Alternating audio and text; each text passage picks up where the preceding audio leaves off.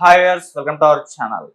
నేను ఆపకపోయింటే భారత్ పాక్ మధ్య అణుయుద్ధం వచ్చేది అంటూ ట్రంప్ మరోసారి సంచలన వ్యాఖ్యలు అయితే చేయడం జరిగింది. అంటే మొదటి నుంచి కూడా ట్రంప్ వ్యాఖ్యల్ని నేను భారత్ పాక్ మధ్య మధ్యవర్తిత్వం వహించానని చెప్పిన వ్యాఖ్యల్ని భారత్ ఖండిస్తూనే వస్తున్న ట్రంప్ మాత్రం అదే వైఖరి అయితే కంటిన్యూ చేస్తున్నాడు.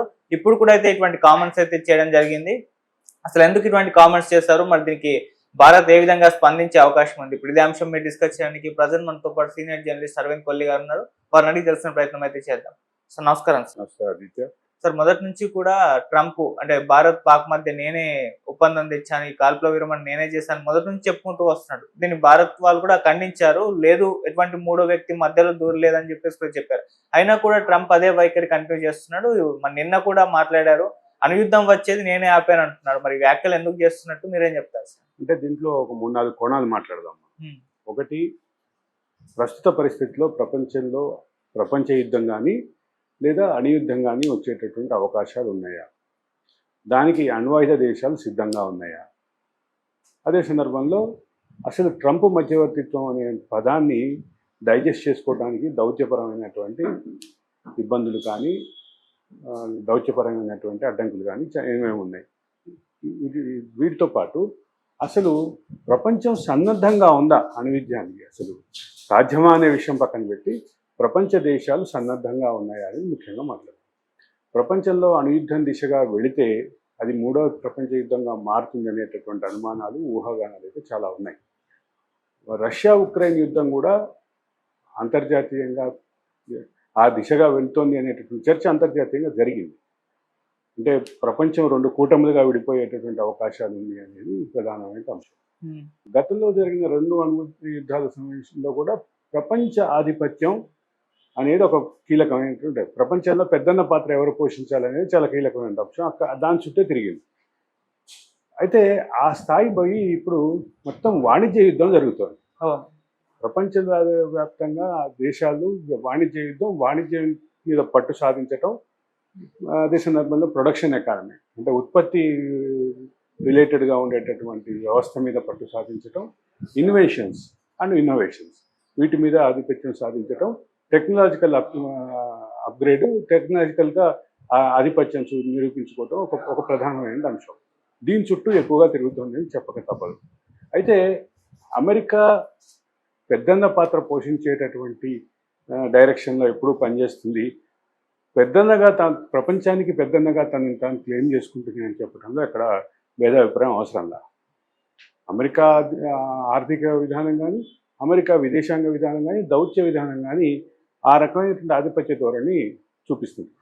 ఈ మధ్య కాలంలో 2-3 వీడియోలో కూడా నేను చెప్పాను, ప్లస్ వ్యక్తిగతంగా మన సంభాషణలో కూడా మాట్లాడుకున్నాం. ఏ రాజకీయ ఘటన జరిగినా, ఏ వాణిజ్య ఘటన జరిగినా, ఏ దౌత్యపరమైనటువంటి ఘటన జరిగినా, ఏ డెవలప్మెంట్ జరిగినా, ఏ రకమైనటువంటి ముందడుగు పడినా అది తమ కేంద్రంగా ఉండాలి అని అమెరికా భావించేటటువంటి మనస్తత్వం ఉంటుంది. అక్కడ అందులో భాగమే ప్రపంచ యుద్ధంగా మారేటటువంటి భారత్ పాకిస్తాన్ యుద్ధాన్ని నేను ఆపాను అని చెప్పడం. అంటే ఒకటి, ప్రపంచ యుద్ధంగా మారేటటువంటి అవకాశం ఉంది, అణుయుద్ధంగా మారేట అవకాశం ఉంది, దాన్ని మ్యాగ్నిఫై చేసేటటువంటి అంశం. దాన్ని రిజాల్వ్ దిశగా నేను తీసుకెళ్ళి సీజ్ ఫైర్కి ఒప్పించాను, 2 దేశాలను ఒత్తిడి చేసి ఒప్పించాను. ట్రంప్ మాటల్లో కూడా చాలా క్లియర్గా ఉంది, ఒత్తిడి చేసి ఒప్పించాను. అమెరికాతో ఉన్న వాణిజ్య సంబంధాలు అన్నిటినీ క్లోజ్ చేసుకోవడానికి సిద్ధపడితేనే మీరు యుద్ధం కొనసాగించండి అని చెప్పడం చూస్తున్నాం. ఈ పర్టికులర్ అంశంలో అంటే అమెరికా ఆధిపత్యం ఏదైతే చూపించడానికి ప్రయత్నం చేస్తుందని మాట్లాడుకుంటున్నామో దాన్ని కొనసాగింపు ఇది అని చెప్పక తప్పదు. ఇక వాస్తవ పరిస్థితికి వద్దాం. పాకిస్తాన్ యుద్ధం కొనసాగించడానికి పాకిస్తాన్కు ఉన్నటువంటి శక్తియుక్తులు, పాకిస్తాన్కు ఉన్నటువంటి వనరులు సరిపోయే దిశగా లేవు అనేది చాలా క్లియర్. అదే సందర్భంలో అణువాయుధం కలిగి ఉండటం అనే దాన్ని అంటే ఫ్రస్ట్రేషన్లో దాన్ని వాడేటటువంటి అవకాశం ఉంది అనేటటువంటి భయం ప్రపంచ దేశాలకు ఉంది. దీంట్లో మొదటి భాగంకి వద్దాం. అమెరికా ప్రపంచ ఆధిపత్యము, అదే సందర్భంలో పాకిస్తాన్ యుద్ధం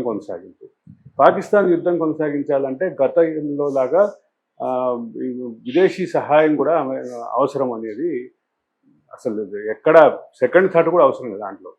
ప్రపంచ ఆర్థిక వ్యవస్థ అంతా స్టెబిలైజ్ దిశగా ఊగిసలాటగా ఉన్నప్పటికీ పాకిస్తాన్ ఆర్థిక వ్యవస్థ అసలు ఎటువంటి అనుమానం లేకుండా కన్జ్యూమర్ ఎకానమీ పడిపోయింది, వినియోగ వస్తువుల విలువలు భారీగా పడిపోయినాయి, సర్వీసెస్ రంగంలో కూడా భారీగా ధరలు పెరిగిపోయినటువంటి పరిస్థితిలో ఉంది. ఒక పక్క ప్రొడక్షన్ ఎకానమీ లేదు, మరోపక్క ఎంప్లాయ్మెంట్ జనరేషన్ లేదు. వీటన్నిటితోటి ఒక ఫ్రస్ట్రేషన్ స్టేజ్లో ఉన్నటువంటి ఆ దేశానికి ఆ దేశం తీసుకునేటటువంటి నిర్ణయం ఏదైనా ఫ్రస్ట్రేషన్లో అణ్వాయుధాన్ని వాడతారేమో అనేటువంటి భయం అయితే ప్రపంచానికి ఉంది. కానీ ఇక్కడ ఒక విషయం మాట్లాడాలి. అసలు ప్రపంచంలో అణ్వాయుధ దేశంగా పాకిస్తాన్ నిలబడటానికి అమెరికా సహకారం లేదా? అమెరికా అనేటటువంటి అగ్రరాజ్యం అండలేకుండా పాకిస్తాన్ అణ్వాయుధ దేశంగా మారిందా? ఇవాళ అది లేని పరిస్థితి ఊహించండి, ఇది మారేటటువంటి అవకాశం ఉందా? క్లియర్. అంటే పాకిస్తాన్ని అడుగడుగున అండగా ఉండి నడిపినటువంటి అమెరికా ఈ రోజు వచ్చి మేము మానుకోమంటున్నాము అని చెప్పి మేము బెదిరించి చేశాము అని చెప్తున్నటువంటి పరిస్థితి వస్తుంది. దీంతోపాటు అన్నిటికంటే ముఖ్యమైనటువంటి ఇంకో అంశం ఉంది. అదేంటంటే అసలు పాకిస్తాన్ అణ్వాయుధాన్ని వాడేటటువంటి అవకాశం వస్తే దానికి ఖచ్చితంగా పాకిస్తాన్ నైతిక బాధ్యత ఉంటున్నాం. పాకిస్తాన్తో పాటు అమెరికా నైతిక బాధ్యత వహించాలి. ఒకటి, అగ్రరాజ్యంగా ఉన్నందుకు దౌత్యపరంగా ఖచ్చితంగా బాధ్యత నిర్వర్తించి చేయాల్సినటువంటి అంటే పాకిస్తాన్ ఆ దిశగా వెళ్లకుండా చేయటం ఒక ముఖ్యమైన అంశం. అందులో ఫెయిల్ అయినట్టే. తర్వాత అసలు అణ్వాయుధ దేశంగా మారటానికి అమెరికా సహాయ సహకారాలు బ్లెస్సింగ్స్ ఎంత ఉన్నాయో మనకు తెలిసిన విషయం. ఈ నేపథ్యంలో ఏది కరెక్టు?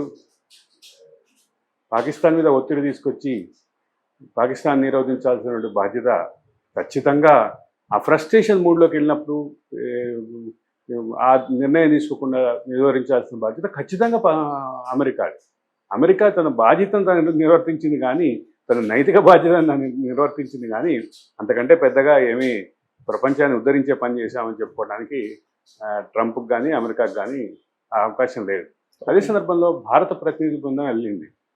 అమెరికాలో తిరుగుతున్న ప్రతినిధి బృందానికి నాకు తెలిసినంత వరకు శశి థరూర్ నాయకత్వం వహిస్తున్నారు.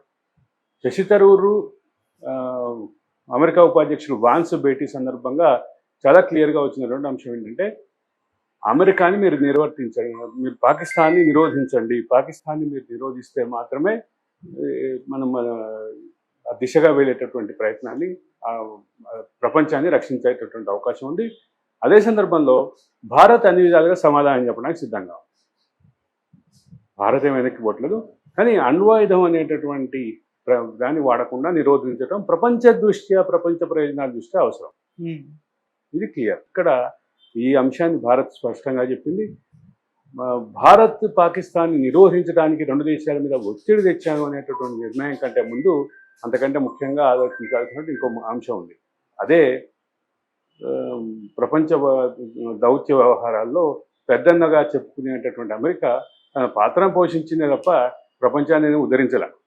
సార్, ఇటు ట్రంప్ ప్రతిసారి వ్యాఖ్యలు చేస్తున్నారు, భారత్ నుంచి ఖండిస్తూ వస్తున్నారు. అయితే ఇక్కడ డౌట్ వచ్చే విషయం అంటే, అయితే ట్రంప్ అబద్ధం చెప్పి ఉండాలి, లేదంటే ట్రంప్ చెప్పేదాన్ని అబద్ధం అనే వర్డ్ కరెక్ట్ కాదేమో, కాకపోతే తన పాత్రని తను ఎక్కువగా ప్రొజెక్ట్ చేసుకునేటటువంటి ప్రయత్నం.